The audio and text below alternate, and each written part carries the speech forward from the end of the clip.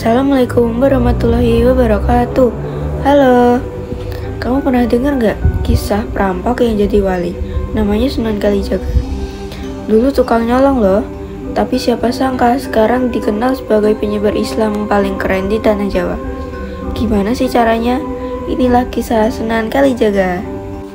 Sunan Kalijaga adalah salah satu dari 9 wali yang sangat dikenal dalam sejarah penyebaran Islam di tanah Jawa, khususnya di daerah Jawa Tengah dan Yogyakarta.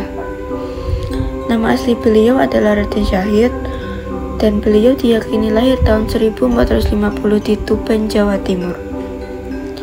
Sunan Kalijaga wafat sekitar tahun 1570 dan dimakamkan di daerah Katilangun, Demak.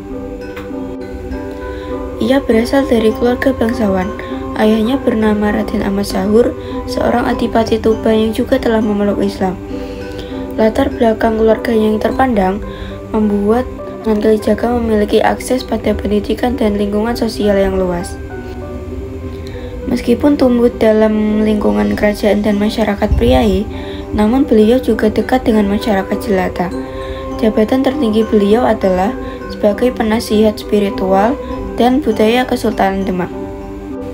Pada masa muda, Raden Syahid pernah hidup dalam kegelisahan batin karena melihat ketimpangan sosial yang terjadi di sekitarnya. Kemudian, ia menjadi seorang perampok yang hanya merampok orang kaya untuk membantu kaum miskin. Namun siapa sangka, pertemuannya dengan Sunan Bonang menjadi titik balik hidupnya. Melalui proses pembinaan spiritual dan intelektual yang mendalam, ia akhirnya bertobat dan berguru kepada Sunan Bonang. Setelah cukup ilmu, ia pun mulai berdakwah dengan pendekatan yang unik.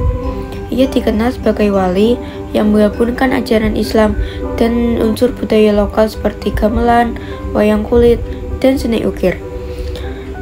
Dalam pendidikan dakwahnya, Sunan Kalijaga menekankan nilai-nilai toleransi dan akulturasi. Gak cuma itu, beliau juga mendirikan pesantren sebagai pusat pendidikan agama. Cita-citanya adalah menyebarkan Islam secara damai dan sesuai dengan kultur masyarakat Jawa. Ia tidak memaksakan perubahan, namun mengajak masyarakat untuk memahami Islam secara perlahan lewat media yang mereka cintai. Sunan Kalijaga juga terlibat dalam organisasi keagamaan dan kebudayaan Kesultanan Demak, membantu raja dalam menyusun strategi dakwah. Sunan Kalijaga adalah tokoh yang mampu menyatukan Islam dan budaya lokal dengan penuh kearifan. Ia mengajarkan bahwa dakwah tidak harus keras, tapi bisa dijalankan dengan seni dan kebijaksanaan. Sosoknya adalah teladan bagi siapapun yang ingin menyebarkan kebaikan di tengah keberagaman. Segitu dulu cerita Sunan Kalijaga, sosok keren yang bisa bikin budaya dan agama jadi satu. Semoga kisahnya bisa nge-boost semangat kamu. See you!